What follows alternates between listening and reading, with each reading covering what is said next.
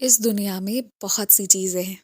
कुछ चीज़ें बहुत अचंभित, आश्चर्य में डालने वाली, तो कुछ चीज़ें घृणा करने वाली।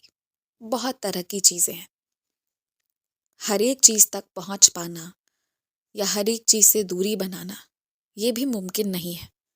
लेकिन अगर तुम एक संस्कार के साथ चलते हो और कुछ सिद्धांत अपने जीवन के बना लेते हो कि उससे कभी नहीं पलटोगे, अगर ये तुम्हारे अंदर आ जाए ना, तो इसके बाद तुम्हें चाह कर भी कोई कहीं भी नहीं धकेल सकता जिससे कि तुम्हें परेशानी हो।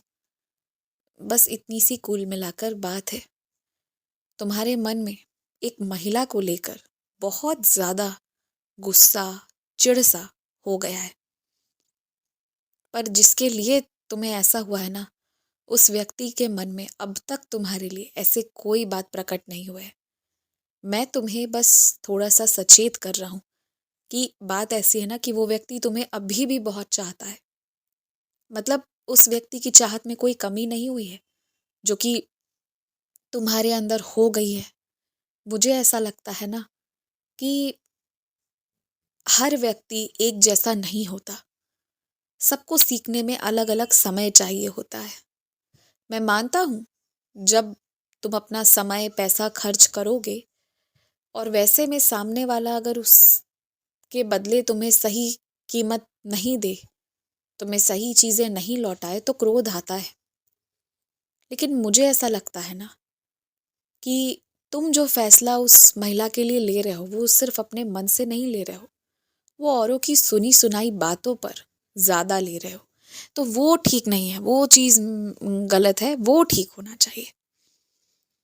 तो इसलिए ना मैं ये कहूँगा कि हाँ, अगर उनमें कुछ गलत है, कुछ बुराई है, जो समय देने पर भी नहीं सुधर सकता है, तुम्हें इस बात पर विश्वास है, तो उस चीज़ के लिए आवाज़ उठाओ, ज़रूर उठाओ।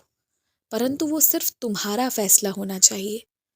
किसी और के बहकावे में आया हुआ या किसी और के कहीं सुनी बातों पर आकर नहीं होना चाहिए। बस इतना ही कहना है मेरा।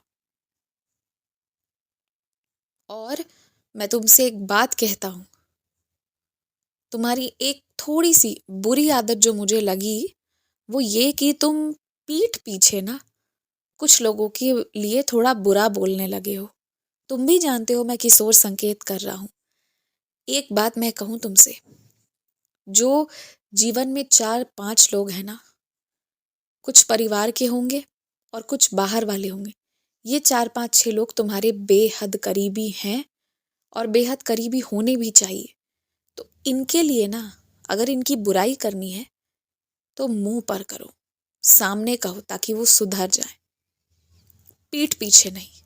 पीठ पीछे बुराई करने का कोई फायदा नहीं है, वो बल्कि नुकसान होगा। क्योंकि अगर इसमें से एक भी रिश्ता इधर उधर हुआ ना, तो तुम बहुत ज़्यादा टूट जाओगे, बहुत ज़्यादा। और ये होना नहीं चाहिए।